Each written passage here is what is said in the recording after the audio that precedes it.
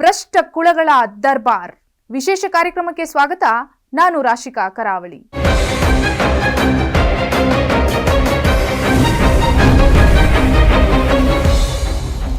ಒಂದಲ್ಲ ಎರಡಲ್ಲ 75 ವರ್ಷವಾಯಿತು ನಮಗೆ ಸ್ವಾತಂತ್ರ್ಯ ಬಂದು. ಆಗಿನಿಂದ ಈಗಿನವರೆಗೂ ನಮ್ಮ ಪ್ರಜಾಪ್ರಭುತ್ವದಲ್ಲಿ ಘಟಾನುಘಟಿ ನಾಯಕರು ಆಡಳಿತ ಮಾಡ್ತಾ ಇದ್ದಾರೆ. ಆದರೆ ಅನ್ಯಾಯಗಳು ನಿಲ್ತಾ ಇಲ್ಲ. ಭ್ರಷ್ಟರ ದರ್ಬಾರ್ ಕೊನೆ ಆಗ್ತಿಲ್ಲ. ರಾಜಕೀಯ ನಾಯಕರ ಕಿತ್ತಾಟ ಕೂಡ ಮುಗಿತಾ ಇಲ್ಲ. ಏನಾಗ್ತಿದೆ ರಾಜ್ಯ ರಾಜಕೀಯದಲ್ಲಿ ಅನ್ನೋದೇ ಗೊತ್ತಾಗ್ತಿಲ್ಲ. ಹಾಗಾದ್ರೆ ಇದು ರಾಜಕೀಯ ದೊಂಬರಾಟವಾ ಇಲ್ಲ ಸ್ವಾರ್ಥದ ರಾಜಕೀಯವಾ ಎಂಬುದರ ಬಗ್ಗೆ ಕಂಪ್ಲೀಟ್ ರಿಪೋರ್ಟ್ ಇಲ್ಲಿದೆ ನೋಡಿ.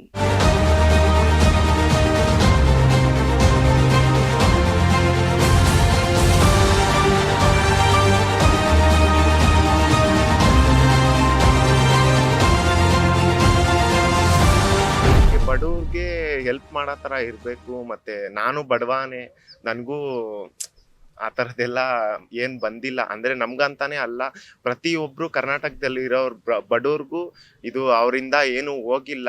ನಾನು ನೋಡ್ದಂಗೆ ಇದುವರೆಗೂ ಅವ್ರೇನಾದರೂ ಆ ಥರ ಮಾಡಿ ಸಹಾಯ ಮಾಡಿದ್ರೆ ಆವಾಗ ನನಗೆ ಉತ್ತಮ ಅಂತ ಅನಿಸುತ್ತೆ. ಎಲ್ಲೂ ಬಡವರು ಎಷ್ಟೊಂದು ಜನ ಊಟ ಇಲ್ಲದೆ ಇರ್ತಾರೆ. ಮತ್ತು ಇವರು ರಾಜಕೀಯ ಮಾತ್ರ ಆಚೆ ಕಡೆ ಮಾತ್ರ ಹೇಳ್ಕೊತಾರೆ ಹಿಂಗೆಲ್ಲ ಮಾಡ್ತೀವಿ ಅಂತ. ನೋಡಿದ್ರೆ ನಮಗೆ ಗೊತ್ತಿರುತ್ತೆ ಏನೂ ಮಾಡಿರಲ್ಲ ಅಂತ. ಮತ್ತು ಒಂದು ಹೇಳೋದು ಹೇಳ್ತೀನಿ, ಅವರು ಎಲ್ಲರನ್ನೂ ಈಕ್ವಾಲಿಟಿಯಾಗಿ ನೋಡಬೇಕು ಎಲ್ಲರೂ. ಮತ್ತು ಜಾಸ್ತಿ ಮತ್ತು ಎಜುಕೇಷನ್ ಬಗ್ಗೆ ಪ್ರೋತ್ಸಾಹ ಕೊಡಬೇಕು ಅವರು ಅಂತ ಹೇಳ್ತೀನಿ ಅಷ್ಟೇ. ನಮ್ಮ ರಾಜ್ಯ ಕರ್ನಾಟಕ ಕರುನಾಡು, ಸಂಸ್ಕೃತಿಗಳ ನೆಲೆಬೀಡು, ಸಹೃದಯ ಶ್ರೀಮಂತ ನಾಡು. ನಮ್ಮ ರಾಜ್ಯಕ್ಕೆ ಸಾವಿರಾರು ವರ್ಷಗಳ ಇತಿಹಾಸವಿದೆ. ಅದೆಷ್ಟೋ ರಾಜ ಮಹಾರಾಜರು ಆಳಿರುವ ರಾಜ್ಯ ನಮ್ಮ ಕರ್ನಾಟಕ. ಕವಿಗಳ ನೆಲೆಬೀಡು, ಜ್ಞಾನಪೀಠ ಪ್ರಶಸ್ತಿ ಗಳಿಸಿರೋ ಹೆಮ್ಮೆ ನಮ್ಮದು. ಇಂಥ ನಾಡಲ್ಲಿ ರಾಜ್ಯ ರಾಜಕೀಯಕ್ಕೆ ತನ್ನದೇ ಆದಂಥ ಇತಿಹಾಸವಿದೆ. ರಾಜರ ಆಳ್ವಿಕೆ, ಅರಳಿಕಟ್ಟೆ ಪಂಚಾಯಿತಿ ಎಲ್ಲವೂ ಆದ್ಮೇಲೆ ಜನರ ಆಳ್ವಿಕೆಗೆ, ರಾಜ್ಯ ಅಭಿವೃದ್ಧಿಗೆ ಬಂದಿದ್ದೇ ರಾಜಕಾರಣ, ಅಂದ್ರೆ ಪ್ರಜಾಪ್ರಭುತ್ವ ವ್ಯವಸ್ಥೆ.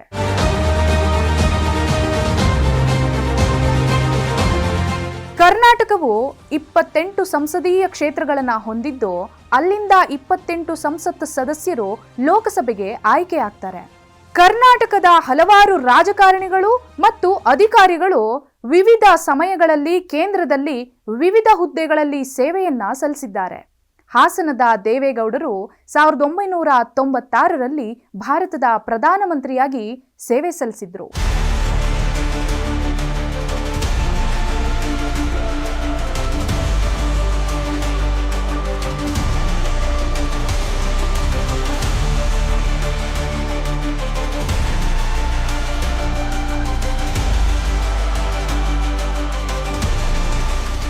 ಚಿತ್ರದುರ್ಗದ ಸಿ.ಕೆ. ಜಾಫರ್ ಶರೀಫ್ ಒಬ್ಬ ಹಿರಿಯ ಕಾಂಗ್ರೆಸ್ಸಿಗ ಮತ್ತು 9 ಬಾರಿ ಸಂಸದ ಮತ್ತು ಭಾರತ ಸರ್ಕಾರದ ಮಾಜಿ ರೈಲ್ವೆ ಸಚಿವರು.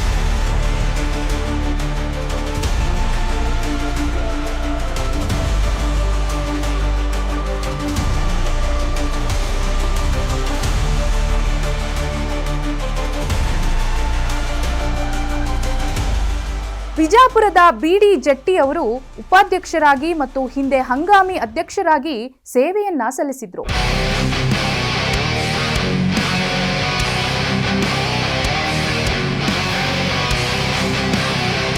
ಚಿತ್ರದುರ್ಗದ ಎಸ್. ನಿಜಲಿಂಗಪ್ಪ ಅವರು ಕಾಂಗ್ರೆಸ್ ಅಧ್ಯಕ್ಷರಾಗಿದ್ರು.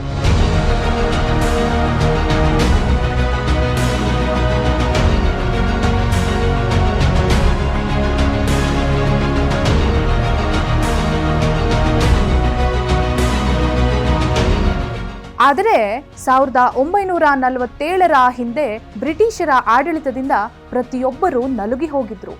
ತಿನ್ನೋಕೆ ಸರಿಯಾಗಿ ಅನ್ನವಿರಲಿಲ್ಲ. ಬದುಕೆ ನರಕವಾಗಿ ಬಿಟ್ಟಿತ್ತು. ಇಂಗ್ಲಿಷ್ ನಾಯಕರ ದಬ್ಬಾಳಿಕೆಗೆ ಜನ ಅಕ್ಷರಶಃ ನಲುಗಿ ಹೋಗಿದ್ರು. ಭಾರತಕ್ಕೆ ಸ್ವಾತಂತ್ರ್ಯ ತರುವಲ್ಲಿ ಅದೆಷ್ಟೋ ಬಲಿದಾನಗಳು, ಉಗ್ರ ಹೋರಾಟಗಳು, ಯುದ್ಧಗಳೇ ನಡೆದಿವೆ. ಇಷ್ಟೆಲ್ಲ ಆದ್ಮೇಲೆ 1947 ಮಧ್ಯರಾತ್ರಿ ನಮಗೆಲ್ಲ ಸಂಪೂರ್ಣ ಸ್ವಾತಂತ್ರ್ಯ ಸಿಕ್ಕಿತು. ಆಮೇಲೆ ಮುನ್ನೆಲೆಗೆ ಬಂದಿದ್ದೆ ಈ ಪ್ರಜಾಪ್ರಭುತ್ವ ವ್ಯವಸ್ಥೆ.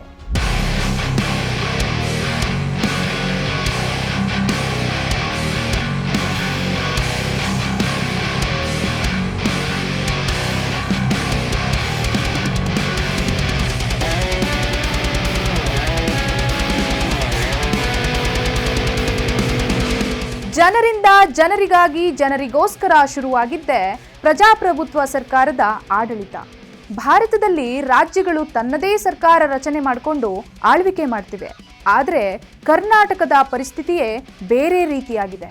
ಸ್ವಾತಂತ್ರ್ಯ ಬಂದು ಇಲ್ಲಿಗೆ 75 ವರ್ಷವಾದರೂ ಯಾರಿಗೆ ಸ್ವಾತಂತ್ರ್ಯ ಸಿಕ್ಕಿದೆ, ಯಾರನ್ನ ಯಾರು ಆಳ್ತಿದ್ದಾರೆ, ಬ್ರಿಟಿಷರ ಕಾಲಕ್ಕೂ ಈಗಿನ ಕಾಲಕ್ಕೂ ಏನು ವ್ಯತ್ಯಾಸ ಅನ್ನೋದೇ ಗೊತ್ತಾಗ್ತಿಲ್ಲ.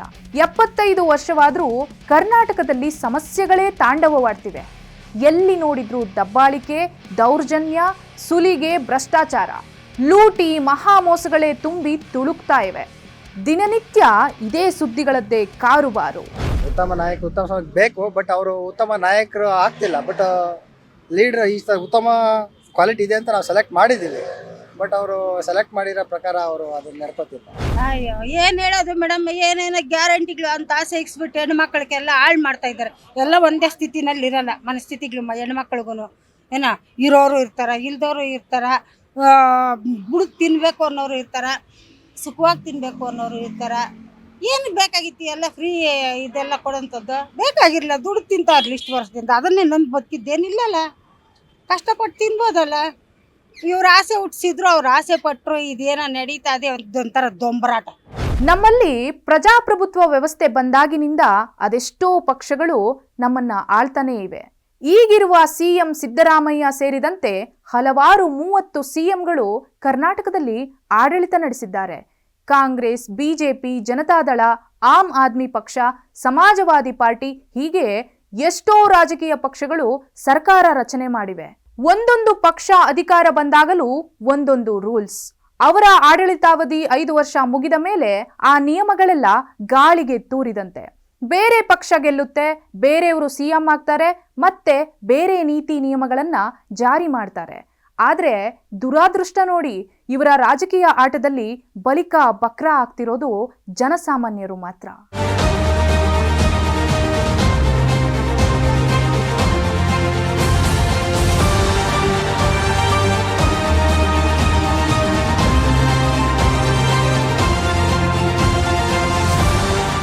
ಇಲ್ಲ ನನಗೆ ಗೊತ್ತಿರೋ ಪ್ರಕಾರ ಅವ್ರು ಏನು ನಿರ್ವಹಿಸ್ತಿಲ್ಲ. ಅಂದ್ರೆ ಮಾಡ್ತವ್ರೆ, ಅವ್ರವ್ರಿಗೆ ಮಾಡ್ಕೊಂಡಿದ್ದಾರೆ. ಯಾರು ನಾರ್ಮಲ್ ಪೀಪಲ್ ಜನರಲ್ಸ್ಗೆ ಅವ್ರಿಗೆ ಏನು ಸಹಾಯನೇ ಮಾಡ್ತಿಲ್ಲ. ಇವಾಗ ಬಸ್ ಟಿಕೆಟ್ ನೋಡಿ, ಬಸ್ ಟಿಕೆಟ್ ಹುಡುಗಿರಿಗೆ ಮಾತ್ರ ಫ್ರೀ ಮಾಡ್ಬಿಟ್ಟವ್ರೆ. ಅಟ್ಲೀಸ್ಟ್ ಹುಡುಗರಿಗಾದ್ರೂ ಕಮ್ಮಿ ಆದ್ರೂ ಮಾಡ್ಬೇಕು ತಾನೆ, ಇನ್ನ ಜಾಸ್ತಿನೇ ಮಾಡ್ಬಿಟ್ಟವ್ರೆ. ಈ ತರ ಎಲ್ಲ ಮಾಡಿದ್ರೆ ನಾವ್ ಹೆಂಗೆ ಜೀವನ ಸಾಧಿಸೋದು? ಬಿಟ್ಟಾಗಿ ನಾವ್ ಹೆಂಗೋ ಕೆಲಸ ಮಾಡ್ಬಿಟ್ಟು ಏನೋ ಮಾಡ್ತೀವಲ್ಲ, ಬೇರೆ ಕಡೆಯಿಂದ ಬಂದು ಕೆಲಸ ಮಾಡ್ತಾ ಇರ್ತಾರಲ್ಲ ಇಲ್ಲಿ, ಅವ್ರೇನ್ ಮಾಡೋದು ಪಾಪ? 10,000 15,000 ದುಡಿತಾರೆ, ಅವ್ರು ಏನ್ ಮಾಡ್ತಾರೆ ಪಾಪ? ಇವತ್ತಿನ ರಾಜಕೀಯ ವ್ಯವಸ್ಥೆ ಅಂದರೆ ನನ್ನ ಪ್ರಕಾರ, ಅಂದರೆ ನನಗೆ ಗೊತ್ತಿರೋ ಪ್ರಕಾರ ಸರಿ ಇಲ್ಲ. ಯಾಕಂದರೆ ಪಾಲಿಟಿಕ್ಸ್ ಇವಾಗ ಅವ್ರು ದುಡ್ಡು ಕೊಟ್ಟು ಓಟ್ಸ್ ಹಾಕ್ಸ್ಕೊಂತಾರೆ, ಆಮೇಲೆ ಆ ದುಡ್ಡನ್ನ ರಿಕವರಿ ಮಾಡೋಕೆ ಅಷ್ಟೇ ನೋಡ್ತಾರೆ. ಜನಗಳಿಗೆ ಮಾತ್ರ ಸೇವೆ ನಡೀತಿಲ್ಲ.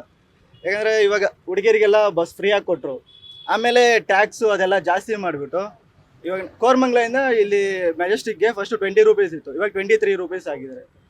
ಅವ್ರಿಗೆ ಫ್ರೀ ಕೊಟ್ಬಿಟ್ಟು ಮತ್ತೆ ನಮ್ಮಿಂದ ರಿಕವರಿ ಮಾಡ್ತಾವ್ರೆ ಅಷ್ಟೇ. ನಮ್ಮಲ್ಲಿ ಪ್ರತಿಯೊಂದು ಕ್ಷೇತ್ರಕ್ಕೂ ಒಬ್ಬೊಬ್ಬ ಉಸ್ತುವಾರಿ ಸಚಿವರು, ಶಾಸಕರು ಇರ್ತಾರೆ. ಎಲ್ಲ ಅಧಿಕಾರ ಕೈಗೊಳ್ಳೋ ನಿರ್ಧಾರ ಮಾತ್ರ ರಾಜ್ಯದ ಮುಖ್ಯಮಂತ್ರಿಗಳ ಕೈಲಿರುತ್ತೆ.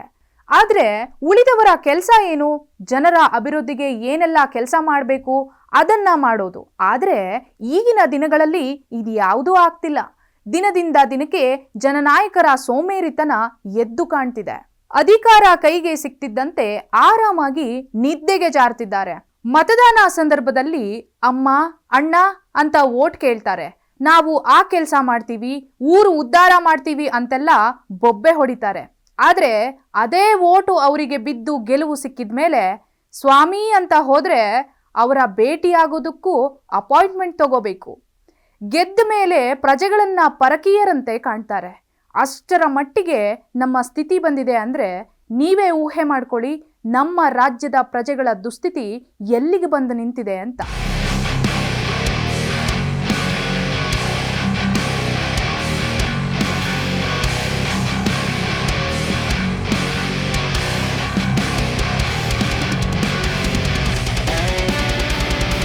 ಭ್ರಷ್ಟಾಚಾರ ಭ್ರಷ್ಟಾಚಾರ ಭ್ರಷ್ಟಾಚಾರ, ಇದರ ಜೊತೆ ಅಭಿವೃದ್ಧಿಯ ಸುಳ್ಳು ಭರವಸೆಗಳು. ಜನರ ಕಿವಿಗೆ ಹೂವು ಇಡೋ ಕೆಲಸ ಮಾಡ್ತಿದ್ದಾರಾ ಜನಪ್ರತಿನಿಧಿಗಳು ಅನ್ನೋ ಪ್ರಶ್ನೆ ಕಾಡ್ತಾ ಇದೆ ನೋಡಿ.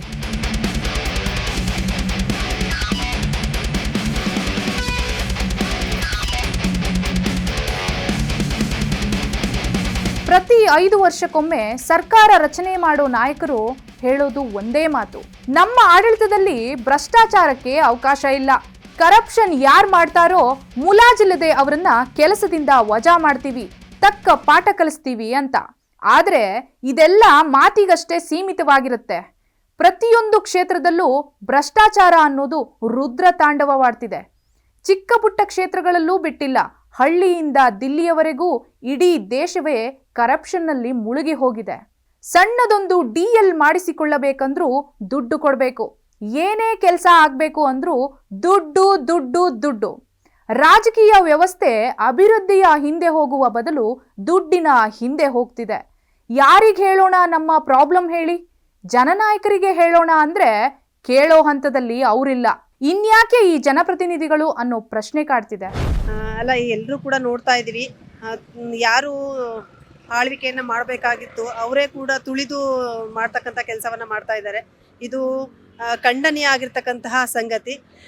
ಹೆಚ್ಚಾಗಿ ಹೇಳಬೇಕು ಅಂತ ಹೇಳಿದ್ರೆ ಮಹಿಳೆಯರಿಗೆ ರಾಜಕೀಯವಾಗಿ ಸ್ಥಾನಮಾನಗಳನ್ನ ತುಂಬ ಕೊಡಬೇಕು. ಈಗ ನಾವೆಲ್ಲ ಹೇಳ್ತೀವಿ, ಡಾಕ್ಟರ್ ಬಾಬಾ ಸಾಹೇಬ್ ಅಂಬೇಡ್ಕರ್ ಅವರು ಹೇಳ್ತಾರೆ, ನಿಮ್ಗೆಲ್ಲರಿಗೂ ಕೂಡ ಗೊತ್ತಿರ್ಬೋದು, ಅವರು ಮಹಿಳೆಯರಿಗೆ ಸಮಾನತೆನ ತಂದುಕೊಡ್ಬೇಕು ಅಂತಲೇ ಹೋರಾಟವನ್ನು ಮಾಡ್ತಾರೆ. ಮಹಿಳೆಗೆ ಸಮಾನತೆ ಸಿಗ್ಲಿದ ಮೇಲೆ ನನಗೂ ಕೂಡ ಅವಶ್ಯಕತೆ ಇಲ್ಲ ರಾಜಕೀಯ ಅಂತೇಳಿ ರಾಜಕೀಯನ ತೊರೆದು ಹೋದವರು ಮಹಿಳೆಯರ ಸ್ಥಾನಮಾನಕ್ಕೋಸ್ಕರ. ಅಂತಹ ಒಬ್ಬ ಮಹಾನ್ ವ್ಯಕ್ತಿಯನ್ನು ನಾವು ಗಮನದಲ್ಲಿ ಇಟ್ಕೊಂಡು ನೋಡಬೇಕು ಅಂತ ಹೇಳಿದ್ರೆ ಎಲ್ಲ ಕ್ಷೇತ್ರದಲ್ಲಿಯೂ, ಎಸ್ಪೆಷಲಿ ರಾಜಕೀಯ ಕ್ಷೇತ್ರದಲ್ಲಿ ಮಹಿಳೆಗೆ ಬಹಳ ಮಹತ್ವಪೂರ್ಣವಾಗಿರ್ತಕ್ಕಂಥ ಸ್ಥಾನಮಾನವನ್ನು ಕೊಡಬೇಕು. ಆದರೆ ಈ ಪುರುಷ ಪ್ರಧಾನ ಸಮಾಜದಲ್ಲಿ ಮಹಿಳೆಯರಿಗೆ ಸ್ಥಾನಮಾನ ಇದ್ದು ಎಸ್ಪೆಷಲಿ ರಾಜಕೀಯದಲ್ಲಿ ತುಂಬ ಹಿಂದಕ್ಕೆ ತರ್ತಕ್ಕಂಥ ಕೆಲಸವನ್ನು ಮಾಡ್ತಾ ಇದ್ದಾರೆ ಅಂತೇಳಿ ನನ್ನ ಅನಿಸಿಕೆ. ಜನರ ಪರವಾಗಿ ಅಂತೂ ಇಲ್ವೇ ಇಲ್ಲ. ಹೇಳ್ಬೇಕಂದ್ರೆ ಅವ್ರ ಪಾಡಿಗೆ ಅವ್ರದ್ದು ದುಡ್ಡು ಶೇಷ ನಡೀತಿದೆ. ಅವ್ರು ನೋಡಿದ್ರೆ ಅವ್ರದ್ದು ಇಂಕ್ರಿಮೆಂಟ್, ಅವ್ರದ್ದು ಸ್ಯಾಲ್ರಿ ಜಾಸ್ತಿ ಮಾಡ್ಕೋಬೇಕಂತ ಮಾಡ್ತಾವ್ರೆ. ಆದರೆ ಜನಗಳಿಗೆ ಅವ್ರು ಫ್ರೀ ಇದು ಕೊಟ್ಟಿರೋದು, ಅದು ಗ್ಯಾರಂಟಿ ಕೊಟ್ಟಿರೋದು ಯಾವುದು ಇನ್ನು 3-4 ತಿಂಗಳಿದ್ದು ಇನ್ನು ದುಡ್ಡೇ ರಿಲೀಸ್ ಮಾಡಿಲ್ಲ. ಆದರೆ ಇವು ಸೆಷನಲ್ಲಿ ಅವ್ರದ್ದು ಸ್ಯಾಲ್ರಿ ಇನ್ಕ್ರೀಸ್ ಮಾಡ್ಕೋಬೇಕಂತ ಮಾಡ್ತಾವ್ರೆ. ಈ ಥರ ಇದೆ ನಮ್ಮ ವ್ಯವಸ್ಥೆ. ಕೃಷಿ ಪ್ರಧಾನವಾಗಿರುವ ನಮ್ಮ ದೇಶದ ಬೆನ್ನೆಲುಬು ಅನ್ನದಾತ ರೈತ. ಅವರಿದ್ರೇನೆ ನಮ್ಮ ಬದುಕು, ಜೀವನ ಎಲ್ಲವೂ. ಪ್ರಪಂಚದಲ್ಲಿ ಪ್ರತಿಯೊಬ್ಬರೂ ದುಡಿಯೋದು ಹೊಟ್ಟೆಗಾಗಿ, ಗೇಣು ಬಟ್ಟೆಗಾಗಿ. ನಮ್ಮ ದೇಶದಲ್ಲಿ ನಮ್ಮನ್ನೆಲ್ಲ ಸಾಕಿ ಸಲಹುವಂತ ಮಹತ್ ಕಾರ್ಯ ಮಾಡ್ತಿರೋರು ನಮ್ಮ ದೇಶದ ರೈತರು ಅಂದ್ರೆ ತಪ್ಪಾಗಲ್ಲ. ಆದ್ರೆ ವಿಪರ್ಯಾಸ ನೋಡಿ, ನಮಗೆಲ್ಲ ಅನ್ನ ಕೊಡುವಂತ ರೈತನೇ ಆತ್ಮಹತ್ಯೆ ಮಾಡಿಕೊಳ್ತಿದ್ದಾನೆ ಅಂದ್ರೆ ಅದು ನಮ್ಮ ದೇಶದ ದೊಡ್ಡ ದುರಂತ. ಅನ್ನದಾತರು ಬೆಳೆದ ಬೆಳೆಗಳಿಗೆ ಸರಿಯಾದ ಬೆಲೆ ಕೊಡಲ್ಲ. ಆದ್ರೆ ಅನ್ನದಾತರ ಬಳಿ ಕಡಿಮೆ ಬೆಲೆಗೆ ವಸ್ತುಗಳನ್ನ ಖರೀದಿ ಮಾಡೋ ಮಧ್ಯವರ್ತಿಗಳು ಮಾತ್ರ ಮಾರುಕಟ್ಟೆಯಲ್ಲಿ ದುಬಾರಿ ಮಟ್ಟಕ್ಕೆ ಮಾರಿ ಲಾಭ ಮಾಡಿಕೊಳ್ತಿದ್ದಾರೆ. ಇದು ರೈತರಿಗೆ ಮಾಡೋ ದ್ರೋಹ ಅಲ್ವೇ? ಅವರ ಹೊಟ್ಟೆ ಮೇಲೆ ಹೊಡೆಯೋ ಕೆಲಸ ಅಲ್ವೇ? ಸರ್ಕಾರಕ್ಕೆ ಇದೆಲ್ಲ ಗೊತ್ತಿದ್ರೂ ಸುಮ್ಮನೆ ಇರೋದು ತಪ್ಪಲ್ವಾ? ಇಷ್ಟೆಲ್ಲ ಆದ್ರೂ ಕೊನೆಗೆ ನೀವು ಹೇಳೋದೇನು? ನಮ್ದು ರೈತರ ಪರ ಸರ್ಕಾರ, ಅವರಿಗೆ ಬೇಕಾದ ಸೌಲಭ್ಯಗಳನ್ನ ಒದಗಿಸ್ತೀವಿ, ರೈತರ ಬೇಡಿಕೆಗಳನ್ನ ಈಡೇರಿಸ್ತೀವಿ ಅಂತ. ಆದ್ರೆ ಎಲ್ಲಿ ಸ್ವಾಮಿ? ಹೆಣಗಳ ಮೇಲೆ ಹೆಣಗಳು ಬೀಳ್ತಿದ್ರು ಕಂಡು ಕಾಣದ ಹಾಗೆ ಸುಮ್ಮನೆ ಇದ್ದೀರಾ. ಅತಿವೃಷ್ಟಿ ಅನಾವೃಷ್ಟಿ ಆದಾಗ ರೈತರ ಗೋಳು ಕೇಳೋರಿರಲ್ಲ. ಏನೋ ಸಮೀಕ್ಷೆ ಮಾಡಬೇಕು ಅಂತ ಬೇಕಾಬಿಟ್ಟೆ ಸರ್ವೆ ಮಾಡ್ತೀರಾ. ಒಂದಿಬ್ಬರಿಗೆ ಪರಿಹಾರ ಕೊಟ್ಟು ಎಲ್ಲರಿಗೂ ಪರಿಹಾರ ನೀಡಿದ್ದೇವೆ ಅಂತ ಬೊಬ್ಬೆ ಹೊಡಿತೀರಾ. ಉಳಿದವರ ಪರಿಸ್ಥಿತಿ ಏನು ಹೇಳಿ? ನಿಮ್ಮನ್ನೇ ನಂಬಿ ಕೋಟಿ ಕೋಟಿ ಬಂಡವಾಳ ಹಾಕಿ ಬೆಳೆ ಬೆಳೆದವರಿಗೆ ಸಿಗೋದು ಕೊನೆಗೆ ಮಣ್ಣು ಅನ್ನೋ ತರ ಆಗಿದೆ. ಹಾಗಾದ್ರೆ ರೈತನ ಸಾವಿನ ಹೊಣೆ ಯಾರದ್ದು? ಸ್ವಲ್ಪ ರಾಜಕೀಯನೇ ನಡೆದದ್ರಿ. ಯಾಕಂದ್ರು ಎಲ್ಲ ಅವ್ರದವ್ರ ಬಗ್ಗೆನೇ ಇದು ಯೋಜನಾ ಮಾಡ್ತಾರ್ರಿ. ಪ್ರಜೆ ಬಗ್ಗೆ ಯಾರು ಯೋಜನಾ ಮಾಡಲ್ರಿ. ಪ್ರಜೆ ಬಗ್ಗೆ ನೀವು ಯೋಜನಾ ಮಾಡಿದ್ರು ನಿಮ್ದು ಚೆನ್ನಾಗತ್ತದ್ರಿ, ನಮ್ಗೋಸ್ಕರನು ಚೆನ್ನಾಗತ್ತದ್ರಿ. ಏನಿಲ್ಲ ಮೇಡಮ್, ಈ ಗ್ಯಾರಂಟಿ ಯೋಜನೆಗಳು ತಂದ್ಬಿಟ್ಟು ಅಲ್ಲಿ ನಾವು SC/ST ಫಂಡ್ಗಳು ಇವನ್ನೇ ತೆಗೆದು ಹಾಕ್ತಿದ್ದಾರೆ. ಮತ್ತು ಅಲ್ಲಿ ತುಂಬ SC/ST ತುಂಬ ಮೋಸ ಆಗ್ತಿದೆ ಮೇಡಮ್. SC/ST ಫಂಡ್ಗಳನ್ನೇ ಹಾಕ್ತಿದ್ದಾರೆ, TSP ಫಂಡ್ಗಳನ್ನೇ ಹಾಕ್ತಾಯಿದ್ದಾರೆ. ಸೊ ಈ ಥರ ಆದಮೇಲೆ ಸ್ವಲ್ಪ ಅವರು ಇದು ಕೊಡಬಾರ್ದಿತ್ತು, ಗ್ಯಾರಂಟಿ ಯೋಜನೆ ಬಗ್ಗೆ ಕೊಡಬಾರ್ದಿತ್ತು ಮೇಡಮ್. ಮತ್ತು ಇದು ಏನು ಸಾರಿಗೆ ವ್ಯವಸ್ಥೆ ಇದೆ, ಅದು ಫ್ರೀ ಬಸ್ ಅಂತ ಮಾಡಿದಲ್ಲ ಮಹಿಳೆಯರಿಗೆ, ಅದರಲ್ಲಂತೂ ನಮ್ಮ ಜೆಂಟ್ಸ್ಗಳು ಸೀಟೇ ಸಿಗಲ್ಲ ಮೇಡಮ್. ಹಿಂಸೆ ಆಗಿಬಿಟ್ಟಿದೆ.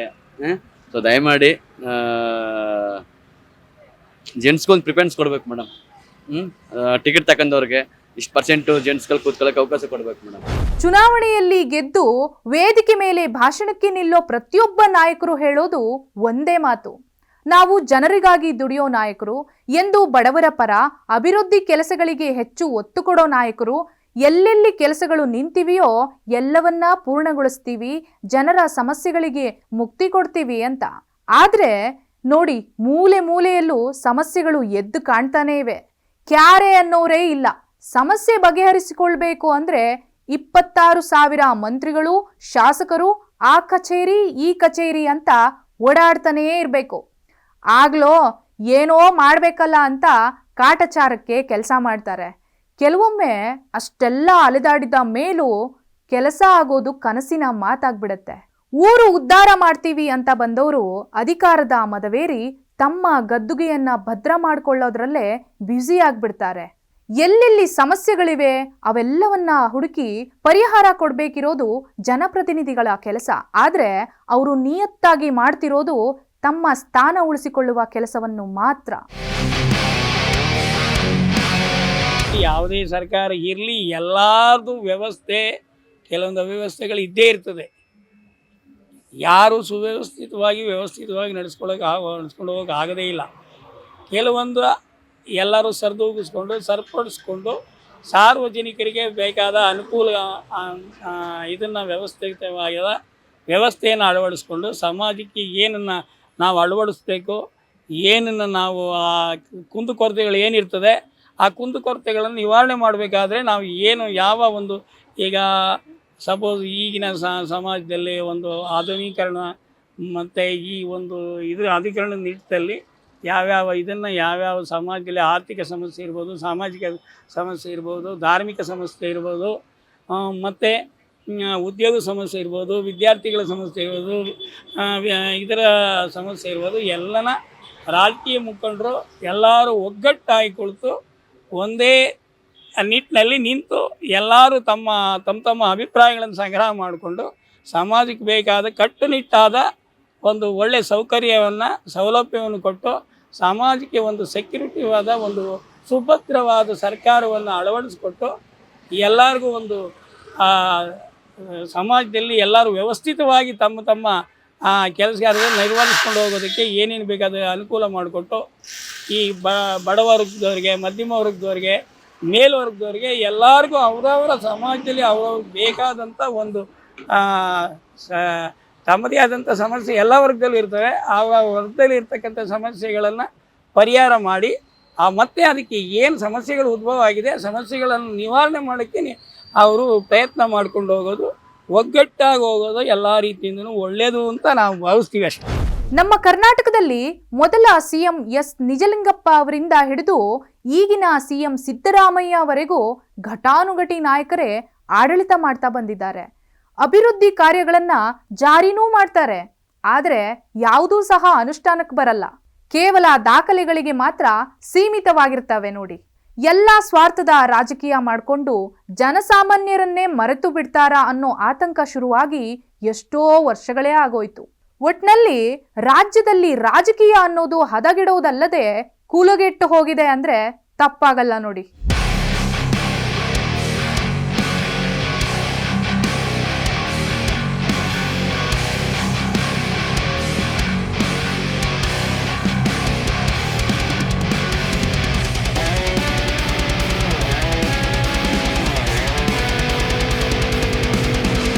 ನೋಡಿದ್ರಲ್ಲ ವೀಕ್ಷಕರೇ, ಹದಗೆಟ್ಟ ನಮ್ಮ ರಾಜಕೀಯ ಪರಿಸ್ಥಿತಿಯನ್ನ. ಪ್ರಜಾಪ್ರಭುತ್ವ ವ್ಯವಸ್ಥೆ ಬಂದು 75 ವರ್ಷ ಕಳೆದ್ರೂ ಇನ್ನೂ ನಿಂತಿಲ್ಲ ಜನಸಾಮಾನ್ಯರ ಗೋಳು. ನಿಮ್ಮ ಕ್ಷೇತ್ರದಲ್ಲೂ ಇಂತಹ ಹದಗೆಟ್ಟ ರಾಜಕೀಯ ನಾಯಕರ ಕುರಿತು ನಮಗೆ ಮಾಹಿತಿ ನೀಡಿ. ಅಂತಹವರನ್ನ ಎಚ್ಚರಿಸುವ ಕೆಲಸ ನಮ್ಮದು. ನೋಡ್ತಾ ಇರಿ ಸಾಮ್ರಾಟ್ ಟಿವಿ. ನಾವು ಸದಾ ನಿಮ್ಮೊಂದಿಗೆ, ನೊಂದವರೊಂದಿಗೆ.